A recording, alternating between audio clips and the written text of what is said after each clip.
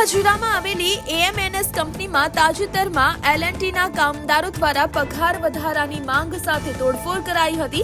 તે મામલે હવે રાજકારણ ગરમાયું છે। આ હિંસક ઘટના બાદ પોલીસ દ્વારા ગુનો દાખલ કરી કામદારોની અટકાયત કરવામાં આવી રહી છે। ત્યારે સુરત શહેર કોંગ્રેસ આ શ્રમિકોના સમર્થનમાં આગળ આવી છે।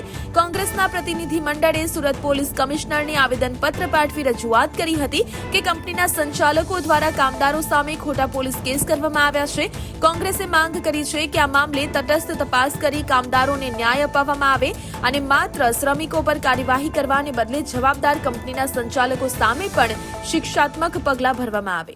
ગુસ્સાને ચરમસીમા સુધી લઈ ગયા, એમને ઉશ્કેરવામાં આવ્યા કંપનીના માલિકો દ્વારા। ત્યાર પછી આ ઘટના ઘટી છે અને આ ઘટનાની અંદર ખાલી ગરીબ નિર્દોષ કામદારો ઉપર ગુનો દાખલ થયો છે, નથી કે અધિકારી કે માલિક। જે માલિકે કામદારોનો હક છીનવો છે, તેઓનું વળતર છીનવું છે, તેઓની સાથે અન્યાય કર્યો છે, તેઓની સાથે શોષણ કર્યું, એની સામે ગુનો દાખલ નથી થયો।